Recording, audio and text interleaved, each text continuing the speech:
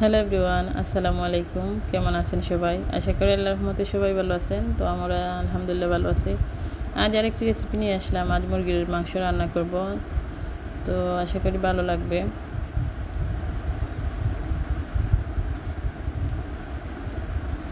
আর এই যে মুরগিটা দেখতে পাচ্ছেন, এই মুরগিটা আজ জবাই করে দিয়েছি। ওটা দিয়েই আজকের রেসিপি। আসলে মুরগিটা আমি নিজে হাতে বড় করেছি আমার বাসার মধ্যে একটি কর্নারে রেখে। ওটাকে আমি বড় করে তারপর এখন ভাবলাম আসলে আমরা সিলেটে যাব ছুটিতে, তাই দেখা গেছে একা মুরগিটাকে বাসায় রেখে গেলে, খাবার দাবার দিয়ে গেলে তারপরেও এসে দেখা যায় যে মুরগিটা অনেক হালকা হয়ে গেছে, দেখতে ভালো লাগছে না।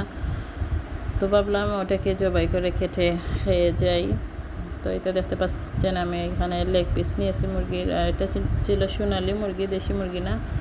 আর এখানে টমেটো পেঁয়াজ একসাথে ব্লেন্ড করে নিয়েছি, 3-4টে টমেটো দিয়েছি, আর সাথে ছিল আদা রসুন বাটা, মুরগির মশলা, সাথে মেথি গুঁড়া। মেথিকে গুঁড়ো করে রেখেছিলাম ড্রিঙ্ক খাওয়ার জন্য, তো মেথি গুঁড়া দিয়েছি। আর সাথে তো ছিল এলাচ, তেজপাতা, দালচিনি। আজ অন্যরকমভাবে এই রান্নাটা করব। আজ কোনো বাগার দেব না, হাতে মাখিয়ে সব কিছু যেহেতু ব্লেন্ড করে নিয়েছি, তো সম্পূর্ণই কাঁচা বাগারে আজকের রান্না বান্না। তো এই তো দেখতে পাচ্ছেন দিয়ে দিলাম পেঁয়াজ, টমেটো বাটা করে রাখা, আর এখন দিয়ে দিলাম আদা রসুন বাটা, সাথে গরম মশলা।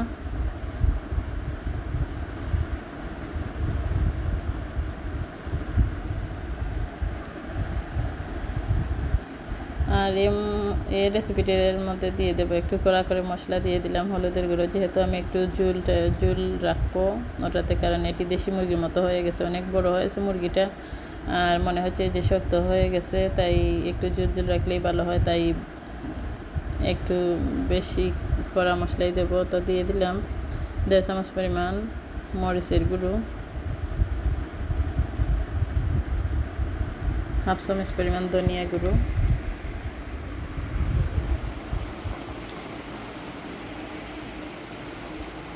1/2 চামচ পরিমাণ জিরে গুঁড়ো,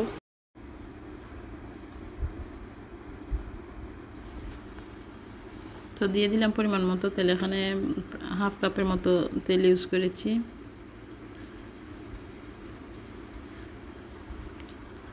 এখন সম্পূর্ণ উপকরণ ভালো করে মাংসের সাথে মিশিয়ে নেব।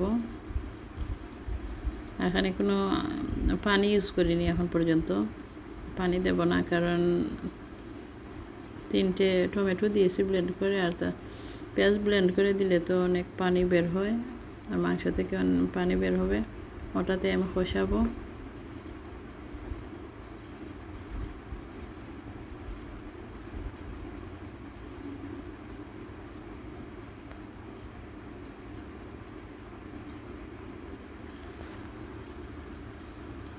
এই তো ভালো করে মিশিয়ে নিলাম।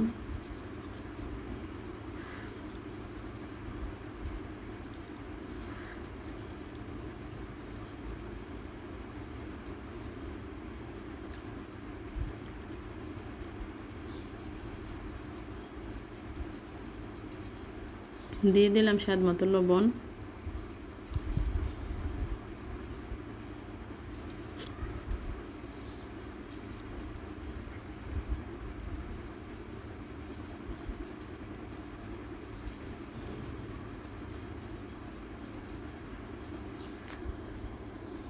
এই তো দেখতে পাচ্ছেন এখন চুলায় গিয়ে বসিয়ে দিলাম, বসিয়ে চুলার আঁচটা হাই হিটে রেখে জাল করতে থাকবো, ঢাকনা দিয়ে ঢেকে দেব।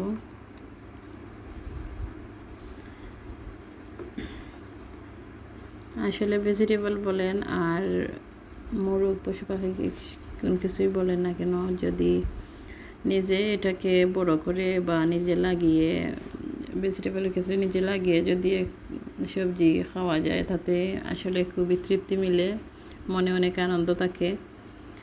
আর ঠিক তেমনি যদি বাসার মধ্যে থেকে কোনো কিছু পালা যায়, তাইলে এটাতে অনেক তৃপ্তি লাগে, ভালো লাগে, আনন্দ লাগে মনের মধ্যে। তো শখ করে আমি মুরগিটা বড় করেছিলাম। তো আজ আসলে মুরগিটাকে জবাই করে দিলাম।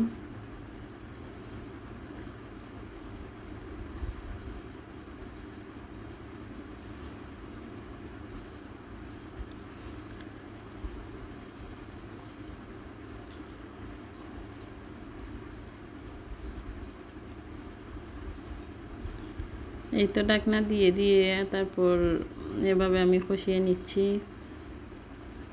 5 মিনিট পর পর চেক করে নিচ্ছি কী অবস্থা, তলায় ধরে নিই বা পুড়ে যায়নি এখনও। মশলার মধ্যে, পেঁয়াজের মধ্যে থাকা পানি এবং মাংসের মধ্যে থাকা পানি আস্তে আস্তে বের হয়ে আসছে, আর তাতে আমার কষানোটা হয়ে যাবে। যখন পেঁয়াজের পানি, মশলার পানি সবটুকু টেনে আসবে, শুকিয়ে আসবে, তারপর তাতে আমি পানি অ্যাড করব। এর আগ পর্যন্ত কোনো পানি অ্যাড করব না। ওটাতেই মাংস অনেকটা সেদ্ধ হয়ে আসবে আর কষানোটাও ভালো মতো হয়ে আসবে। আসলে এভাবে রান্না করলে আসলে ইজি লাগে, খুব ইজি লাগে, কোনো প্যারা লাগে না। বা আর এভাবে রান্না করে খেতেও খুবই ভালো লাগে। তো আবারও একটু চেক করে নিলাম কি অবস্থা।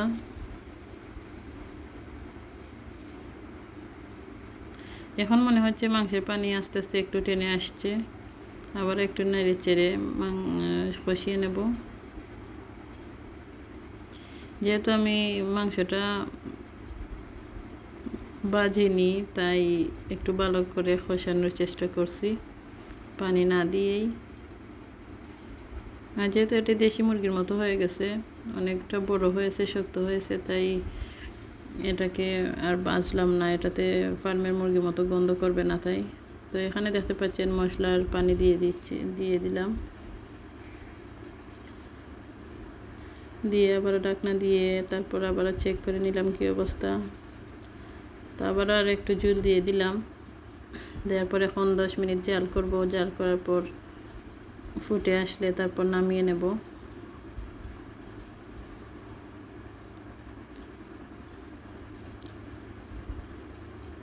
আর মুরগির মাংসের মধ্যে আদা বাটাটা একটু কম করে দেবেন। রসুন বাটা বেশি হলে ভালো লাগে মুরগির মাংস খেতে। গরুর মাংসতে আদা বাটা বেশি হলে ভালো লাগে, আর মুরগির মাংসতে রসুন বাটা বেশি হলে আর আদা বাটাটা পরিমাণ মতো করে দিতে হয়। আদা বাটা যদি বেশি হয়ে যায় তাইলে তরকারির স্বাদটা অন্যরকম হয়ে যায়, মজা লাগে না এতটা খেতে। তো এই তো নামিয়ে নিলাম। তারপর একটু নেড়ে চেড়ে দেখিয়ে দিচ্ছি কেমন হয়েছে। আশা করি আজকের ভিডিওটি আপনাদের ভালো লাগবে। যদি ভালো লাগে থাকে তাহলে চ্যানেলটি সাবস্ক্রাইব করবেন, একটি সুন্দর কমেন্ট করে যাবেন। ভালো থাকবেন সবাই। আল্লাহ হাফিজ।